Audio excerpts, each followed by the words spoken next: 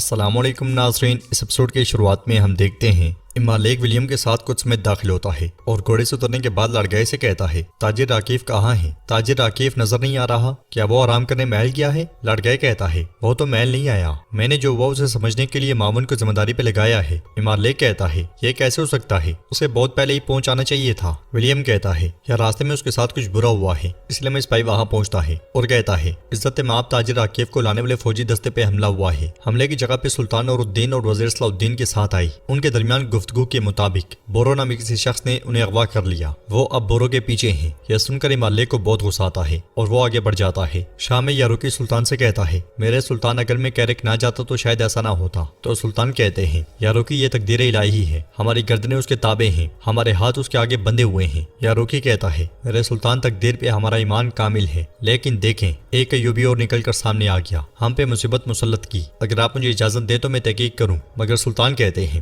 یہ معاملہ صلاح الدین کے ذمہ ہے اور تم کچھ عرصہ یہیں رکو گے یا روکی۔ ادھر ہم دیکھتے ہیں کہ بورو راکیف کو لے کر آگے بڑھ رہا ہوتا ہے اور اس سے پوچھتا ہے مزید کتنا راستہ رہ گیا ہے؟ تو راکیف کہتا ہے بس تھوڑا سا، ابھی ہم سرائے پہنچ جائیں گے۔ بورو کہتا ہے اٹھائے گی قدموں پہ توجہ رکھو تاجر، میری تلوار کی دہار پہ چل رہے ہو، تمہاری منزل یا تو صحیح سلامت پہنچنا یا تمہاری منزل بربادی ہے۔ راکیف کہتا ہے تمہارا خون جوش مار رہا ہے، واضح ہے تمہاری تلوار بھی تیز دہار ہے، لیکن میں بھی کوئی نیا بچہ نہیں ہوں، یہ موت کے ساتھ میرا پہلا ٹاکرا نہیں ہے۔ بورو کہتا ہے موت کے بارے میں کس نے بات کی تاجر؟ میں تمہیں ایسی حالت میں لاؤں گا کہ تمہارا لیا جانے والا ہر سانس موت کی تمنا میں گزرے گا۔ کچھ میں مالک ولیم سے کہتا ہے جبکہ تاجر راکیف ہمارے پاس نہیں ہے، ہم ماریا کو مدعو نہیں کر سکتے۔ ولیم کہتا ہے محترم بادشاہ میں تو مکتوب بھیج چکا ہوں۔ مالک پریشان ہوتے ہوئے کہتا ہے خداوند تو ہماری مدد کر۔ اس لیے میں لڑگائے وہاں آتا ہے اور کہتا ہے اجازت دیں تو میں فوراً بورو اور راکیف کے پیچھے جانا چاہتا ہوں، میں نے اس کے لیے ایک خصوصی دستہ تیار کیا ہے۔ مالک سے کہتا ہے اس بورو نامی بچے نے تمہیں پہلے شکست سے دوچار کیا ہے، دوسری بار بھی اگر ایسا ہوتا ہے۔ لڑگائے کہتا ہے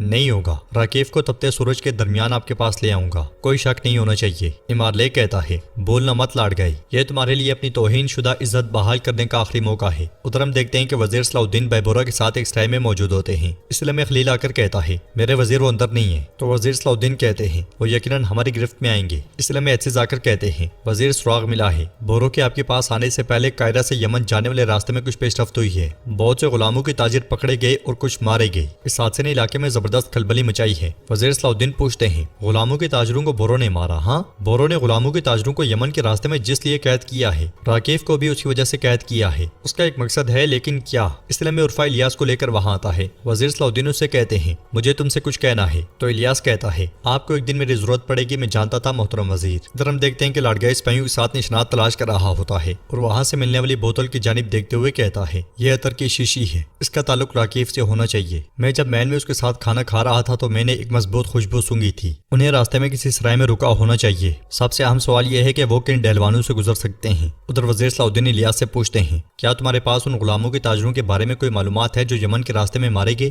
الیاس کہتا ہے جو کچھ ہم نے سنا اس کے مطابق وہاں بہت بڑا قتل عام ہوا، ہمیں بھی محتاط رہنے کے لیے خبر پہنچائی گئی۔ وزیر صلاح الدین پوچھتے ہیں ان لوگوں کو کیوں مارا گیا ہوگا؟ تو الیاس کا سپاہی کہتے ہیں کہ وہ دو خاص بندوں کی تلاش میں تھے۔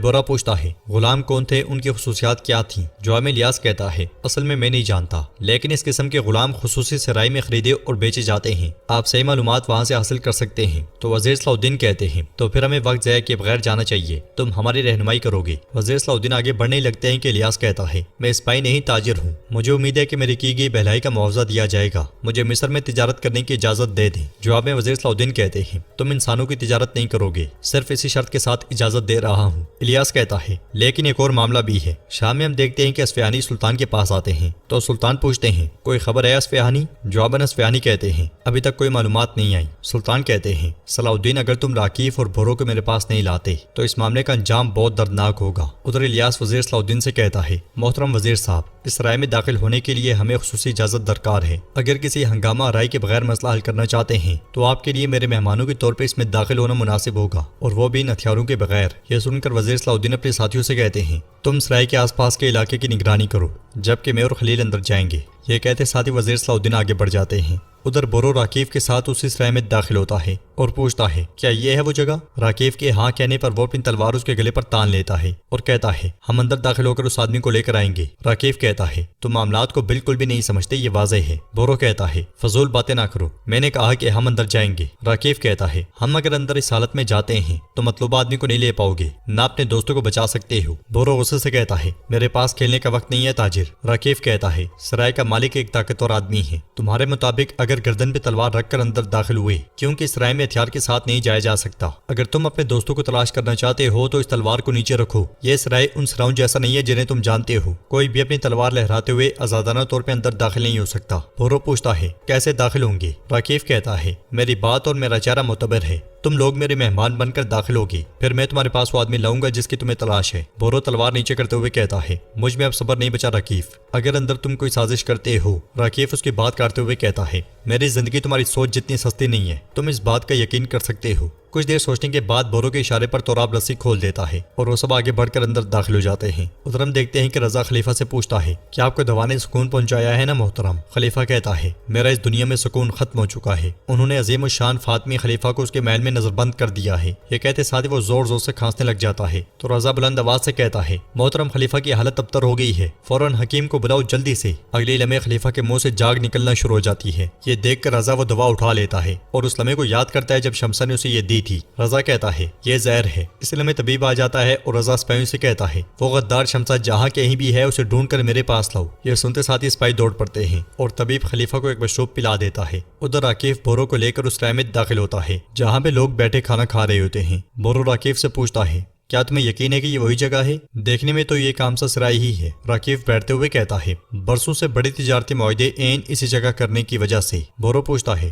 تو وہ آدمی کہاں ہے؟ راکیف ایک شخص کی جانب اشارہ کرتے ہوئے کہتا ہے تم جس آدمی کو ڈھونڈ رہے ہو وہ وہاں ہے، سرائے کا مالک۔ میکائل آ جاؤ۔ یہ سنتے ساتھ ہی میکائل اس کے پاس آتا ہے اور کہتا ہے خوش آمدید تاجر راکیف، خوشیاں لائے ہو۔ راکیف کہتا ہے یہ گرم خون جوان تمہیں جاننا چاہتا ہے۔ باہر لڑکا سرائے کی جانب دیکھتے ہوئے کہتا ہے مجھے یقین ہے کہ وہ اس سرائے میں ہے۔ اس کا سپاہی پوچھتا ہے اتنی خطرناک جگہ پہ وہ کیوں آئے ہیں؟ جواباً لڑکا کہتا ہے تھوڑی دیر میں جان جائیں گے۔ اندر میکائل بورو سے کہتا ہے ہاں میں سن رہا ہوں، جو پوچھنا ہے پوچھو۔ بورو کہتا ہے برسوں پہلے تمہیں بیچے جانے والے آدمی، میں انہیں لینے آیا ہوں۔ پیچھے کالے چوغے میں ملبوس سے خاتون بیٹھی مشروب پی رہی ہوتی ہے۔ کچھ دیر سوچنے کے بعد میکائل کہتا ہے بتاؤ تو ذرا وہ آدمی کون ہے؟ راکیف جیسے ہی گلاس کو الٹاتا ہے اس کے آدمی ایک دم سے تلواریں بے نیام کر لیتے ہیں۔ یہ دیکھ کر بورو، توراب اور علی ایک دم سے راکیف اور میکائل کو دبوچ لیتے ہیں اور بورو کہتا ہے کیا تمہیں لگتا ہے کہ میں نے اس بات کو مد نظر نہیں رکھا؟ مگر اس لمحے سائرہ پیچھے سے اٹھ کر بورو کے گلے پر تلوار تان لیتی ہے اور کہتی ہے لیکن ایسی بہت سی چیزیں ہیں جن کا تم نے ابھی تک حساب نہیں لگایا۔ تم نے اس تلوار کو پہچانا؟ یہاں سے زندہ نہیں نکل سکتے۔ بورو کہتا ہے ہم شاید ایک ساتھ مر جائیں گے۔ اب میرے ساتھی کہاں ہیں اس کے بارے میں بتاؤ۔ کراکوش اور کوک بورو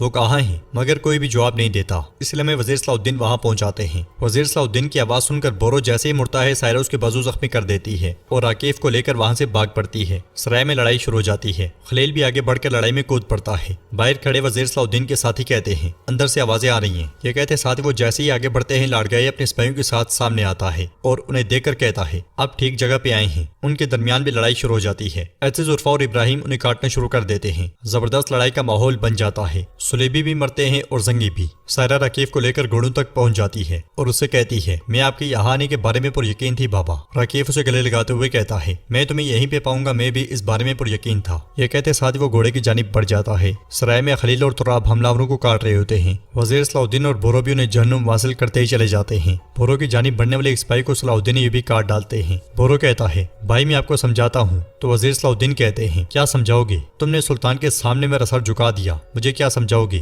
وہ دونوں غصے میں ایک دوسرے کو دیکھ رہے ہوتے ہیں کہ ایپیسوڈ بھی اختتام پذیر ہوتی ہے۔ اگر آپ کو ویڈیو پسند آئے تو ویڈیو کو لائک کر دیں، شیئر کریں، سبسکرائب نہیں کیا ہوا تو سبسکرائب کرنے کے ساتھ ساتھ گھنٹی والے آئیکن کو دبانا مت بھولیں۔ انشاءاللہ ملتے ہیں نیکسٹ ویڈیو میں، تب تک کے لیے اللہ حافظ۔